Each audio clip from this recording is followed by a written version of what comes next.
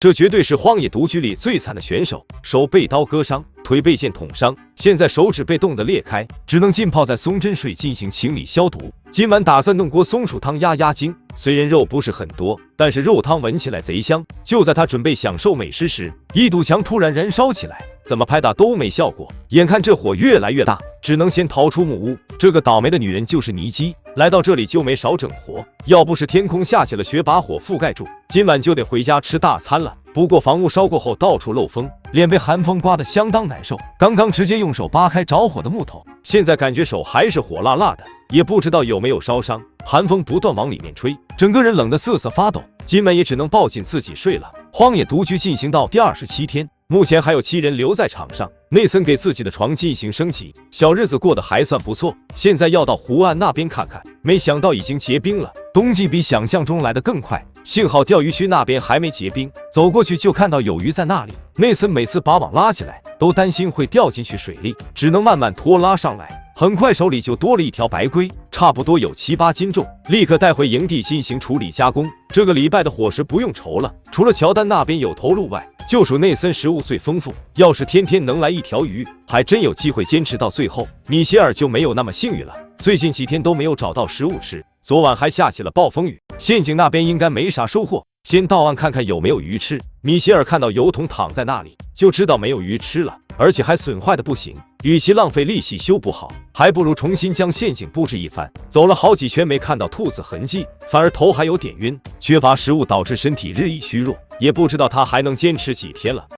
你知道如何让庇护所变得更暖和吗？学学沃尼亚这方法，保证下次你也能参加荒野独居。首先要多收集一些树干，全部用来制作成外墙。为了让木屋变得更加保暖，将墙做成中空的样子，将云杉枝和苔藓填补到缝隙里面。虽然工程量比想象中还要大，但是成品出来后，这一切都是值得的。里面生团火，比坐在炕上还要暖和。不知道大家学会了吗？尼基可以说是本集的喜剧人，各种倒霉的事都碰上，现在还能笑得出来，心态方面那是相当的好。今天要把庇护所修补好，为了防止再次燃烧起来，尼基之前选用比较老的杆子，这种树皮上有杂分铀和焦炭，特别容易点燃起来。他试着用绿色的树枝合树包紧它，为了安全起见，隔段时间还得把灰刮干净，至少得花3天的时间才能弄好。本来体力就不多的他，现在真是雪上加霜。米歇尔那边已经饿得出现幻觉，直接躺在湖面上舔冰。他说这样能喝到鱼汤，要不是肚子一直咕咕叫，我差点就信了。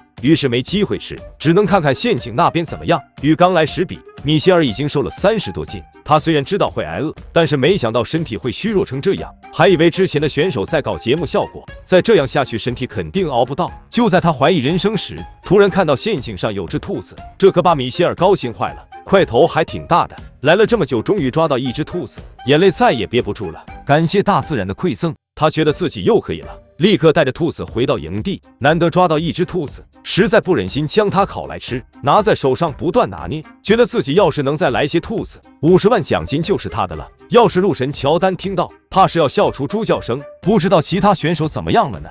也不知道谁给巴里的勇气，他正准备去狩猎一头熊，都怪那熊在庇护所附近溜达，要不是自己反应够快，拿起驱熊炮吓退它，巴里就要成为黑熊的宵夜了。他担心熊会回来，整晚都不敢入睡，双手紧握着弓箭，就这样一直熬到天亮才松一口气。自从上次小腿抽筋后，巴里的身体变得更加虚弱，得趁着现在有力气去弄头熊回来。先看看陷阱那边有没有惊喜，原本还担心食物会被熊吃了，现在看到兔子在那就安心不少。这么大一只，让巴里更有信心抓到熊了。将兔子处理干净后，放到锅里烹饪，满屋都是兔肉的香味，一口吃下去，满嘴都是肉香，内脏和骨头还能当诱饵使用，放到弓箭容易命中的地方，加上自制的预警系统，到时他就能安全的狩猎黑熊。计划听起来那是相当完美，他都已经想好怎么烹饪熊肉了。就这样过了天，巴里发现诱饵并没有什么用，但是预警系统却被破坏了，这可把他气坏。看着地上新出现的脚印，巴里这才知道有只狐狸闯进来，要不是当地不容许狩猎狐狸，他真想抓来烤着吃。荒野独居进行到第30天，巴雷德不知道在哪里弄来平底锅，不仅能用来炒菜，还能当武器使用。虽然现在不愁吃喝，